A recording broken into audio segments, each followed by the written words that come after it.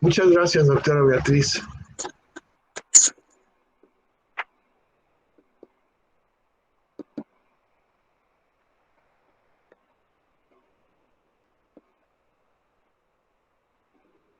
¿Pueden ver ya la pantalla? No, Adriana, no sé. No. Ok, permítanme.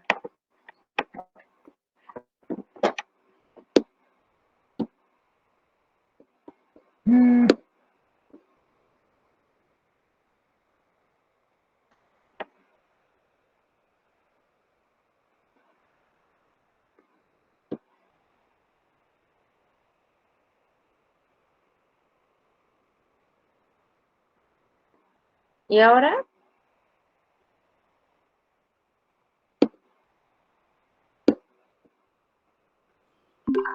Pues yo no veo las diapos, solo aparece presentación. No se ve nada. Ok, permítanme.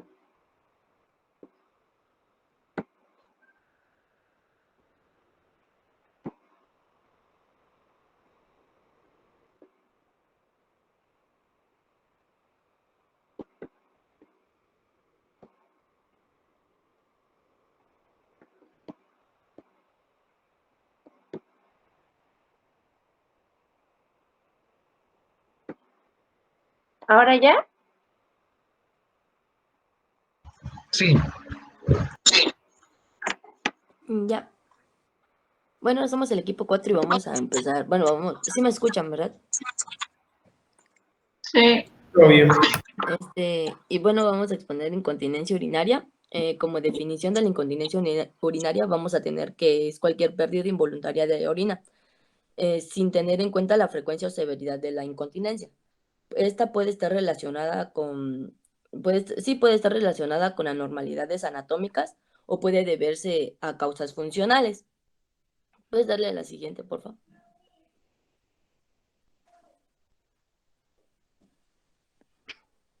Bueno, bueno, vamos a hablar sobre los mecanismos del almacenaje de la orina y el proceso de la micción. Bueno, el control urinario se debe al mecanismo adecuado de la contracción del esfínter perdón, el cual se considera que va a estar formado por dos partes, que va a ser el esfínter interno a nivel, a nivel de lo que va a ser el cuello vesical y el esfínter externo, que se va a encontrar situado por arriba del piso pélvico. Y aquí en la mujer se va a encontrar en el tercio medio de la uretra. El esfínter externo se le va a conocer como esfínter muscular estriado intrauretral, el cual es capaz de mantener el tono durante periodos de tiempos prolongados, debido a que va a contar con mayor cantidad de fibras de contracción lenta. Y bueno, en el cuello vesical se va a encontrar dispuestas fibras musculares lisas, en forma circular y fibras elásticas. Algo importante es que en el varón este esfínter va a estar mejor desarrollado, ya que va a prevenir la eyaculación retrógrada durante el orgasmo. Y bueno, vamos a tener que ambos sexos se van a encontrar en ambos sexos se va a encontrar una capa longitudinal interna del músculo liso, que va desde el cuello hasta más allá del esfínter externo. La siguiente, por favor. Puedes mover la fotito, bueno, la imagen blanca, de blanco y gris. Doctora, disculpe, ¿lo podrían poner para presentación?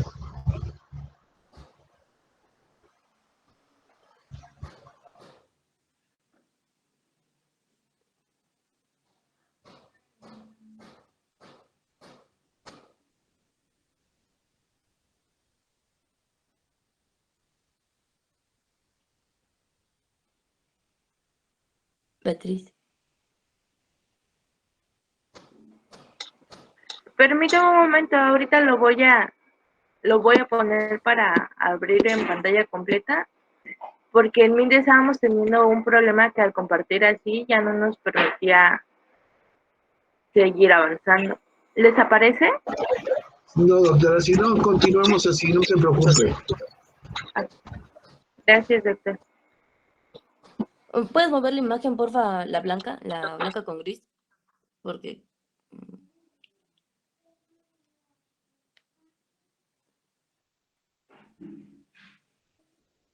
Y bueno, en la medida que la vejiga se llena de orina, la resistencia de la uretra aumenta. El esfínter estriado, que será el voluntario, será activado por un reflejo espinal somático, que será regulado por el nervio pudendo. También habrá un reflejo espinal simpático que va a activar el esfínter muscular liso, que va a ser el involuntario. Va a estar formado por fibras del cuello vesical y de la matriz uretral. Así es como se van a activar estos esfínteres. Bueno, y ahora vamos a la parte de abajo de la diapositiva.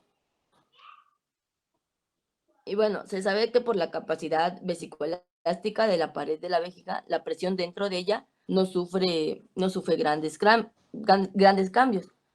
Este proceso que va a ser regulado por el sistema simpático. No va a sufrir grandes cambios hasta que el aumento de la presión, sea gradual. Y a medida que que se llena la vejiga, llegan en forma gradual las señales sensitivas a la corteza cerebral. Estas van a viajar a través del nervio hipogástrico, con lo cual se va a permitir el llenado de la vejiga, que va a relajar el músculo detrusor y la contracción del esfínter uretral interno, mediante la estimulación que va a ser de los receptores beta-adrenérgicos del trígono y del cuello vesical. Al mismo tiempo, también se permite la estimulación del sistema nervioso somático, el cual va, a través del nervio pudendo también, va a activar la contracción, pero ahora del esfínter externo. Bueno, en la imagen gris, puedes bajarla tantito, por favor.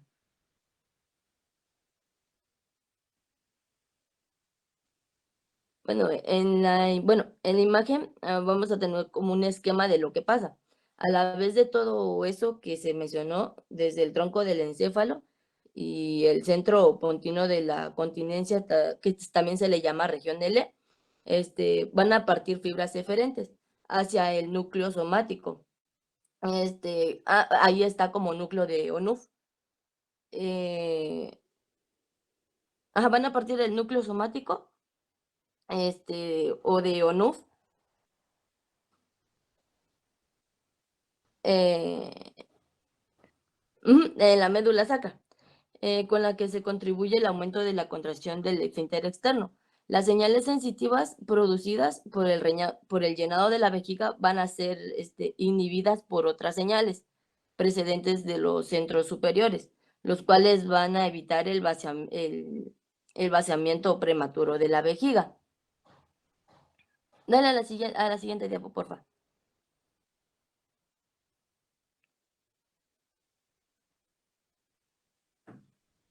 Y bueno, normalmente el deseo de la micción va a aparecer cuando la vejiga tiene aproximadamente 200 mililitros de orina. Pero la micción puede retrasarse si las condiciones de la micción no son adecuadas. Por ejemplo, pues sería cuando el sitio es inapropiado para el vaciamiento, como cuando alguien se encuentra, no sé, en la carretera, en viaje y no hay nada y hay mucho tráfico. Bueno, en las condiciones, bueno, la micción se retrasa pues por las, ¿cómo se? Sí, por las condiciones que no son adecuadas. Aquí pudiendo alcanzar hasta un llenado de 500 mililitros, que será su capacidad máxima. Y será en este punto cuando las señales sensitivas ascendentes, como las inhibitorias descendentes, alcanzan un nivel máximo. Y las señales inhibitorias de la micción van a ser sustituidas por señales activadoras de la micción.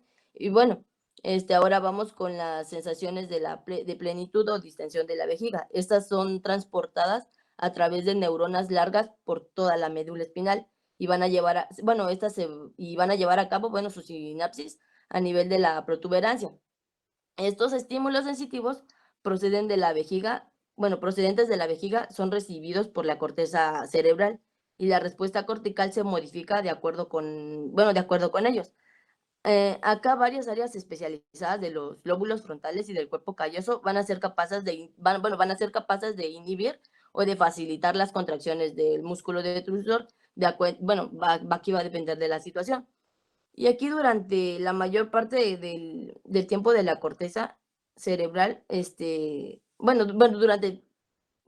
perdón, la mayor parte del tiempo se va a ejercer un efecto inhibitorio, va a ser sobre el centro pontino de la micción de la protuberancia.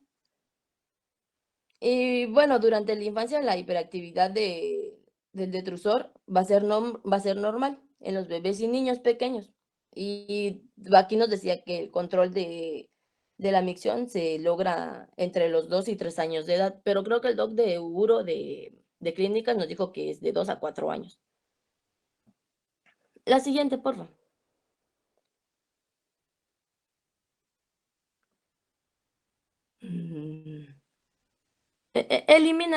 Puedes eliminar la tabla y después le das control Z.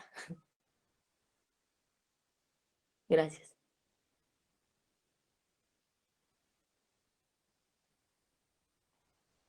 Bueno, y ahora vamos a tener los neurotransmisores y receptores que van a participar en la regulación neurológica de la micción. Estos van a actuar tanto a nivel central como periférico y aquí debemos de tener en cuenta que siempre siempre será el receptor el que va a definir la respuesta ante la micción del neurotransmisor. Se concluye que la continencia y la micción normal en los humanos va a depender de las siguientes vías, que serán los nervios pélvicos y pudendos, los nervios sensitivos lumbosacros, el centro continuo de la micción y de la continencia. A esas regiones se le van a conocer como la región M y la región L. También las vías, van a ser las interneuronas inhibitorias sacras y motoneuronas de la vejiga y del esfínter uretral. Y en la siguiente tabla, que hicimos pequeñitas, se enlistan las principales funciones que tiene cada uno de ellos, cada receptor y cada neurotransmisor.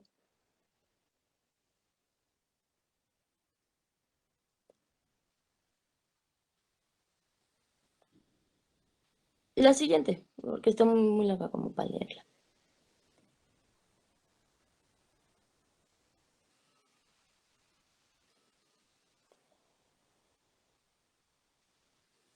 Y bueno, ahora ya mecanismos de la continencia, pues hacer más pequeñita la imagen de los músculos.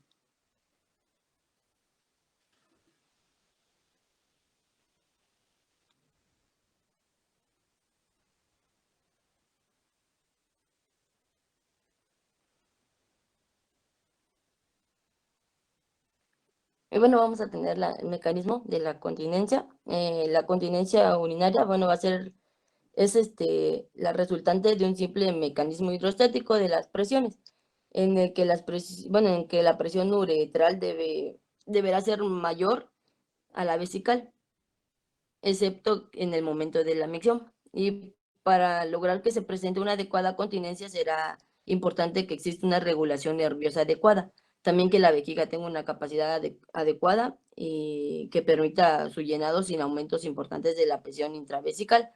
También un mecanismo de cierre uretral, también necesita un mecanismo de cierre uretral anatómicamente normal y con una función competente.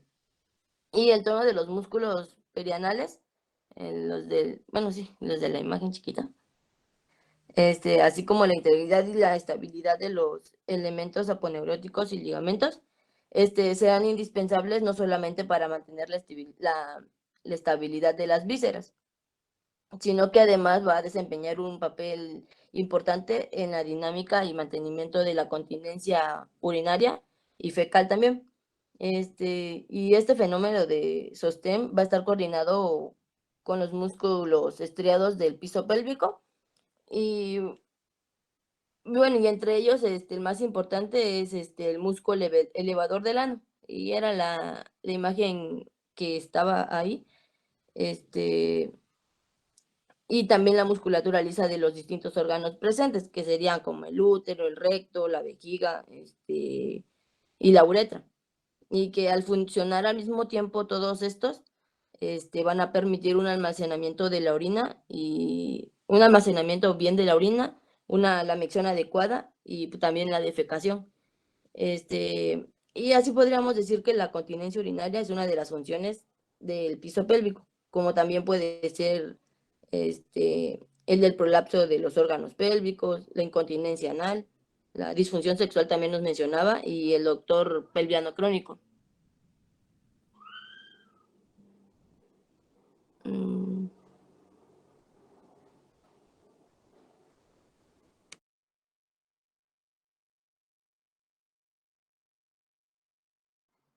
La siguiente, por favor.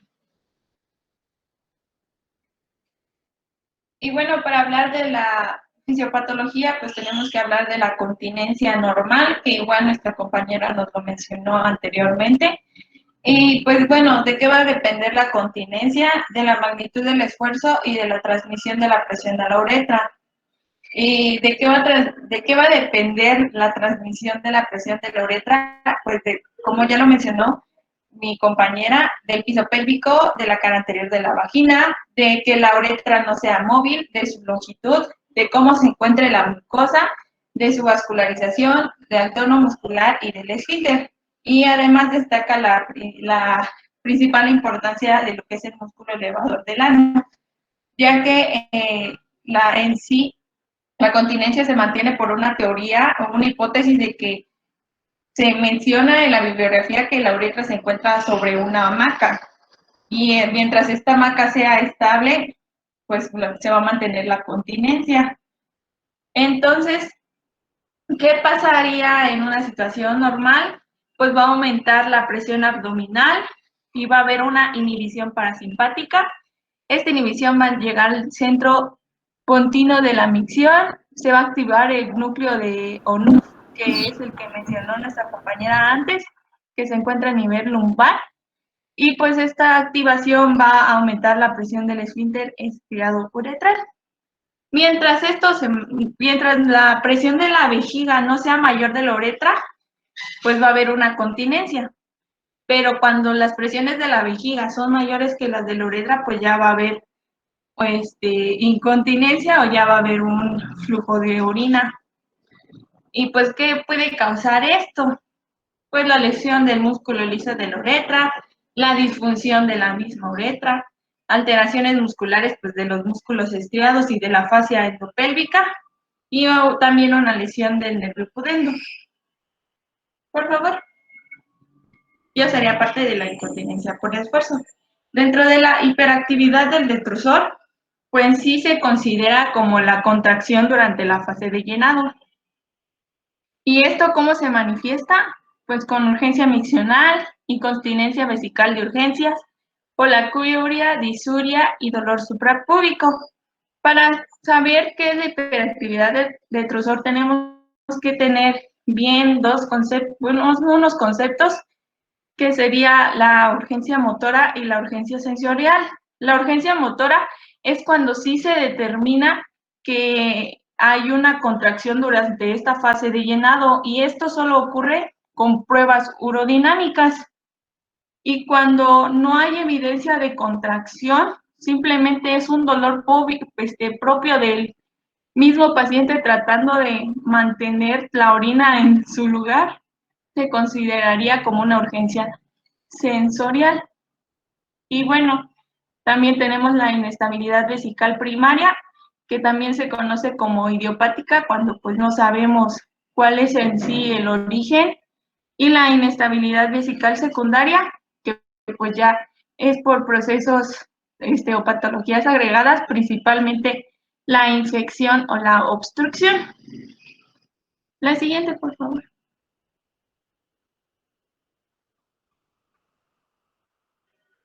Y bueno, tenemos dentro de esta fisiopatología de la hiperactividad del músculo detrusor, algunas de las causas posibles son las alteraciones del músculo, alteraciones del reflejo, cambios en la neurotransmisión y factores psicogénicos. Dentro de las alteraciones del músculo detrusor, pues tenemos que saber que el 70% de este está compuesto de elementos elásticos y el 30% de fibras de colágeno. Y cuando este 30% de fibras se vuelven disfuncionales, pues ya, en palabras simples, podemos decir que ya se queda estirado y por más que el 70% elástico siga funcional, pues ya vamos a tener una pérdida o una disfunción como tal, porque las fibras de colágeno ya no, por más que queramos, ya no van a regresar a su forma original. Y el músculo pues debe mantener buenas condiciones y si no las mantiene, pues ya pues tenemos una mala contracción, inestabilidad y disminución del umbral.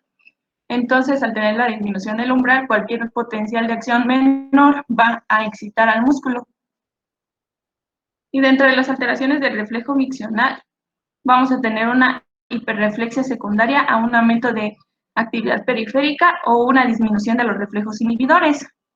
Dentro de los cambios de los neurotransmisores, vamos a tener pues del sistema parasimpático colinérgicos o muscarínicos, que se encuentran mayor en el detrusor y menor en el trígono, y en el sistema simpático vamos a tener receptores beta y alfa adrenérgicos, que son principalmente en el trígono y en el cuello.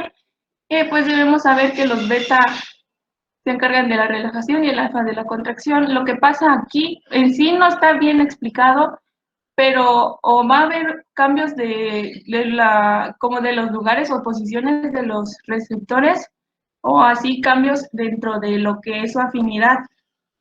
Entonces pueden ser más funcionales o menos funcionales y pues puede haber cambio de posiciones, pero igual pues no está bien explicado. Y dentro de los factores psicógenos, pues serían sensoriales, emocionales y pues genuinos, que igual se podría considerar como idiopático, que no se sabe, simplemente pasa por alguna alteración emocional del paciente. Y ya, eso sería todo.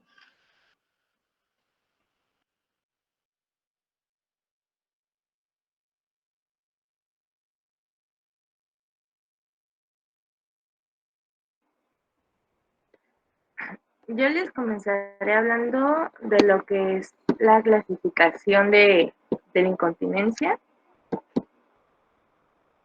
Permítanme un momento. Bueno, dentro de la clasificación de incontinencia entra lo que es la incontinencia por estrés genuino o también conocida como incontinencia de esfuerzo. Este tipo de incontinencia se va a deber a la hipermovilidad de lo que es el cuello de la vejiga, también aumentándole a esto lo que es una deficiencia intrínseca, congénita o adquirida del esfínter uretral. Este tipo de incontinencia usualmente se suele presentar al toser, al reírse, al agacharse y puede presentarse con algunas alteraciones o otras patologías como por ejemplo cuando el paciente padece de mielomeningocele o cuando ha presentado algún traumatismo o cuando en el caso de las mujeres tienen partos vaginales. Usualmente este tipo de incontinencia se representa por un aumento de la presión abdominal y una depresión, una disminución más que nada de la presión uretral. Usualmente se produce cuando la presión intravesical va a superar a la presión uretral y esto surge como una consecuencia en los fallos de mecanismos de la resistencia uretral, como pueden observar en la imagen donde dice vejiga y aumento de presión, es lo que sucede con una incontinencia de esfuerzo. Ahora, cuando no tenemos alguna anomalía o una deficiencia de nuestro músculo detrusor, como podemos observar en la imagen que dice A y B, en la imagen A, en esta es cuando tenemos una competencia adecuada de los músculos del piso pélvico y del esfínter uretral al momento de que nosotros hacemos el aumento de presión. No sé si ven las flechitas negras, eso indica que hay como un aumento de presión y tenemos una buena competencia de nuestros músculos. Ahora, si se van a la imagen que dice B, si se dan cuenta, hay un goteo. Esto sucede cuando hay un aumento de la presión intravesical, pero que tiene deficiente a los músculos del piso pélvico y por lo tanto también del esfínter uretral, y pues como resultado íbamos a tener a lo que es a la incontinencia urinaria. Ahora, dentro de esta clasificación entra lo que se conoce como a la incontinencia urinaria de urgencia, o también conocida como vejiga hiperactiva. Este tipo de incontinencia suele surgir por contracciones involuntarias de la vejiga, las cuales se van a deber, como bien dice su nombre, a una sobreactividad del músculo detrusor durante el llenado de la vejiga, y este tipo de condición se va a manifestar por el deseo repentino o también incontrolable de orinar, acompañado de nicturia y algunas veces de enuresis. Este tipo de incontinencia suele ser más común en la población de ancianos, y con el tipo de alteraciones que se suele relacionar es cuando existen alteraciones del sistema nervioso central. Por ejemplo, a aquellas personas que sufren accidentes cerebrovasculares, aquellas personas que sufren de Parkinson. Y como bien dije, este tipo de contracciones se representa por ser contracciones que tienen contracciones involuntarias de la vejiga. A este tipo de, cuando se le diagnostica esto mediante evidencias de un estudio urodinámico y encontramos contracciones involuntarias de la vejiga y la sobreactividad del músculo del trusor, a ese se le conoce como una urgencia motora.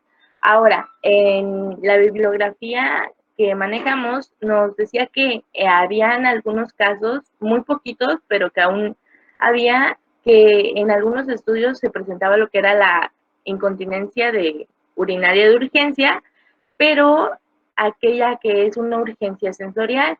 ¿Esta en qué consistía? Era en que había una incontinencia de urgencia, pero en esta no se demostraban lo que eran las contracciones involuntarias mediante el estudio urodinámico. Y cuando sucede esto es cuando nosotros lo conocemos como urgencia sensorial.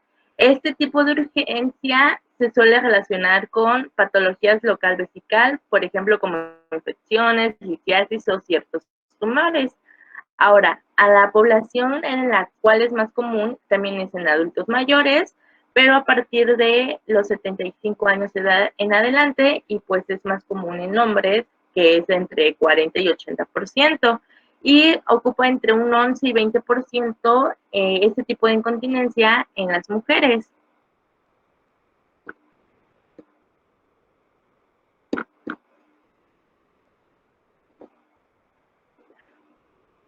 Ahora, en cuanto a la incontinencia por rebosamiento, también se le conoce a esta como paradójica o por reflujo o por sobrereflujo. Esta, ¿cuál va a ser o por qué sucede? Esta va a suceder por una sobredistensión de la vejiga, por una contractilidad insuficiente del músculo detrusor.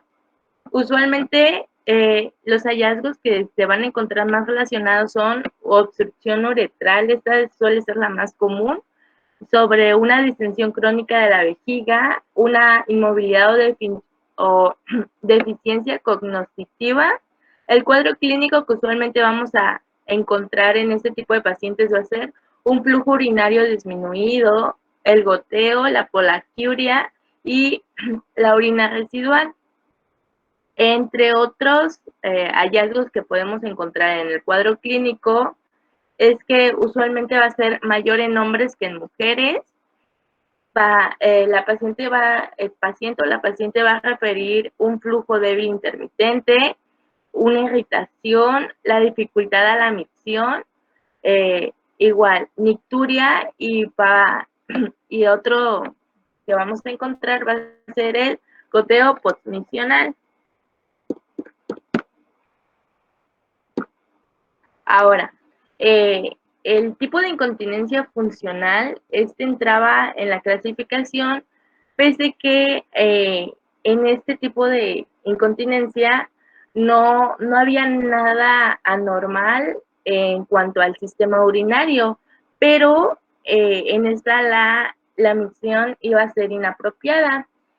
Como esta suele ser causada más que nada por factores externos a lo que es el sistema genitourinario, y puede ser, por ejemplo, mediante trastornos de la movilidad, mediante demencias, patologías osteoarticulares, quizás mediante insuficiencias cardíacas, y igual se suele presentar mucho en lo que son en pacientes inmovilizados o pues igual en pacientes que tienen las facultades cognitivas disminuidas.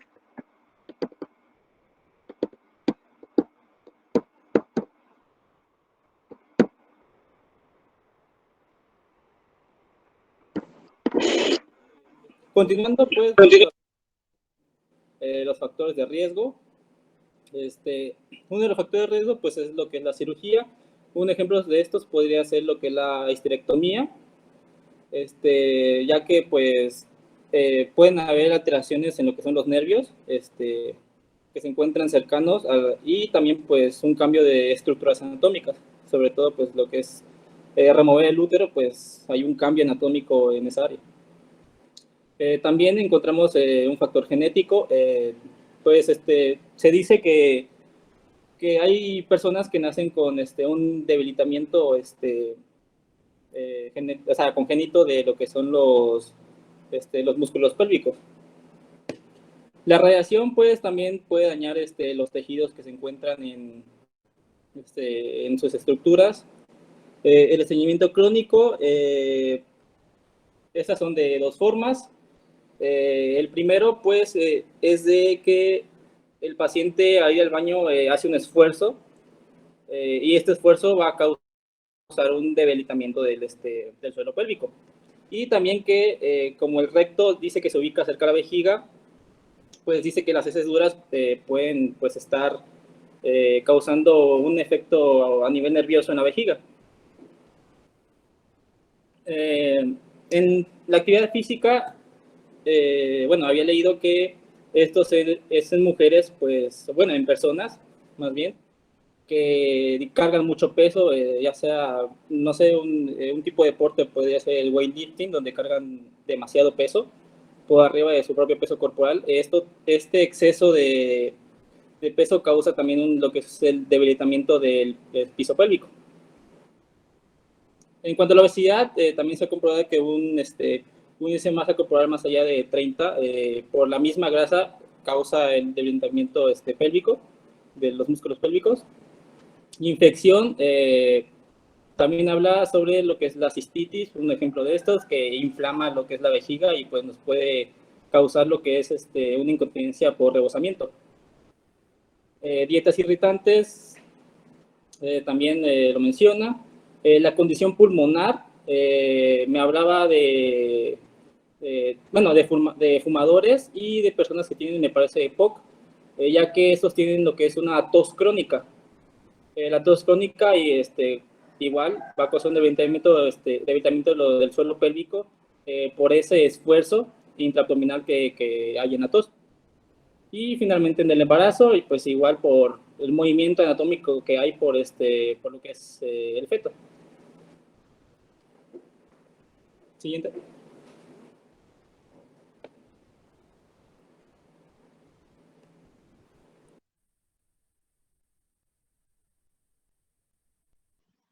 Bueno, respecto a la sintomatología, pues esta va a ser pues muy variable y se va a asociar más que nada a síntomas como la incapacidad para vaciar la vejiga, dolor relacionado con el llenado de la vejiga o en el momento de la micción, urgencia miccional, debilidad progresiva del chorro miccional, un aumento de la frecuencia para orinar, cambios miccionales relacionados a alteraciones neurológicas como el deterioro mental, enfermedad de Parkinson y alteraciones neurológicas por daño medular, así como incontinencia pues relacionada a la actividad física y sociales.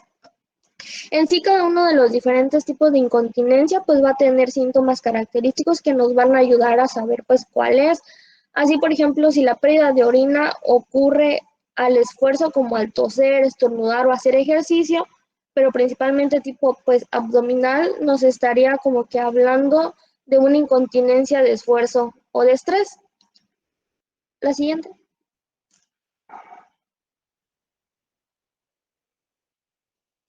Y bueno, en cuanto a los métodos básicos, en los niveles de atención para el correcto diagnóstico de la incontinencia urinaria, pues van a ser la anamnesis, la exploración física y el diario miccional. En cuanto al interrogatorio, pues este puede extenderse en forma muy amplia y se han elaborado pues muchos cuestionarios para la valoración de incontinencia urinaria. Los más comúnmente utilizados son el King's Health Questionnaire, que valora básicamente la calidad de vida de los pacientes, y pues se encuentra también el cuestionario de incontinencia urinaria ICIQS SF, que va a valorar en sí los síntomas y el impacto de la incontinencia.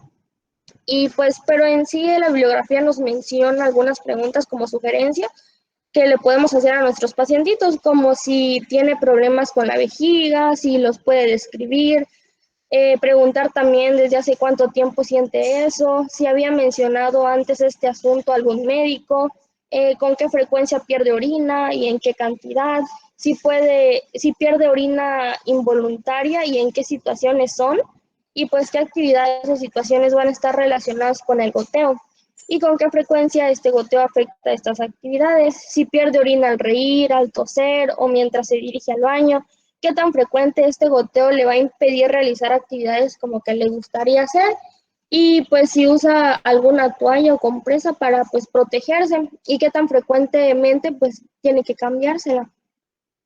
La siguiente.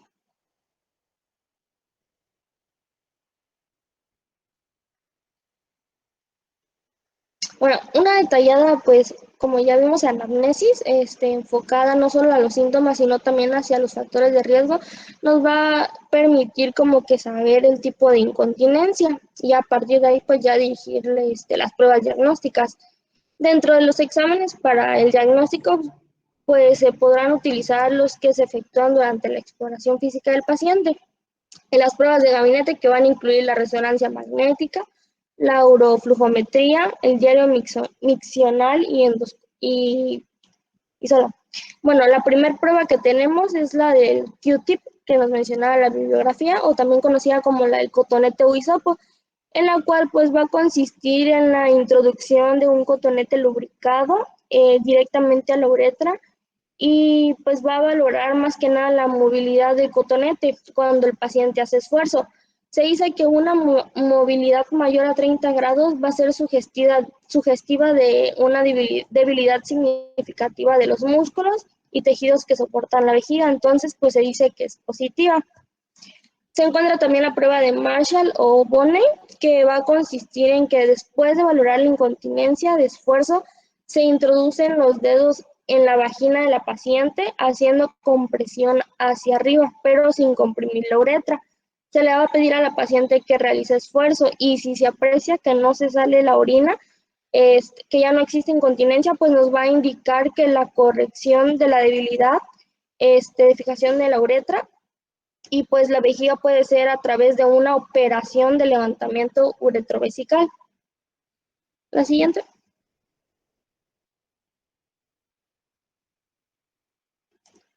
Bueno, se encuentra el test de la compresa, el PAT test también se le llama, que va a ser muy útil para saber la cantidad de la pérdida de orina, y es la única, dice la bibliografía que es la única prueba cuantitativa para la valoración de la incontinencia.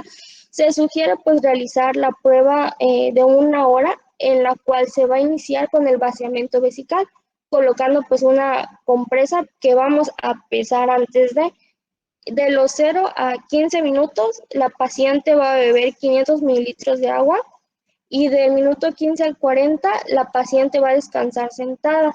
Del minuto 40 al 60 va a realizar pues las siguientes actividades, como levantarse 10 veces, toser con fuerza, correr por 1 minuto, levantar un objeto del suelo 5 veces, lavarse las manos por 1 minuto, y a los 60 minutos se va a retirar esta compresa y se va a pesar y se va a tomar como positivo un incremento superior a 2 gramos entre el pre y la post prueba o test. La siguiente.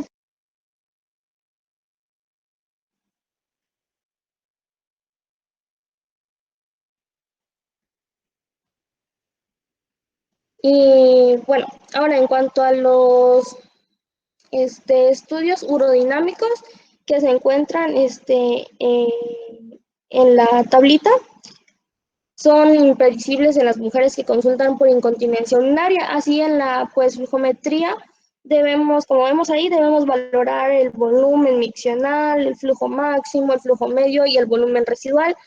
En la fase de llenado debemos valorar la sensación inicial, deseo miccional normal, el deseo miccional fuerte, la máxima capacidad vesical y la acomodación vesical.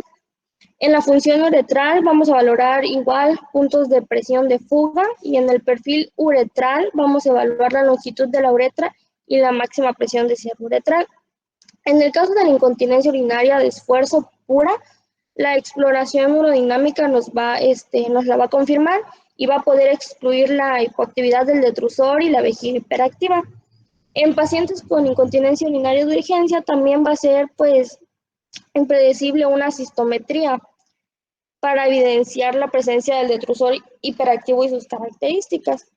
Y pues por último tenemos el diario miccional, que pues nos va a decir que va a ser una herramienta muy útil que va a consistir en el registro de pues todos los eventos relacionados con la micción y síntomas urinarios. En él se va a determinar patrones de vaciado vesical, anotando la entrada de líquidos, eliminación de orina, frecuencia miccional y de horario, y el volumen de cada micción, episodios de urgencia miccional y gravedad de los mismos, pérdida de orina, actividad realizada en el momento de escape de orina y pues número de lienzos utilizados para la protección. Así este diario va a permitir una mayor comunicación con el paciente y pues se pueden fijar pues objetivos y corregir estos hábitos. La siguiente.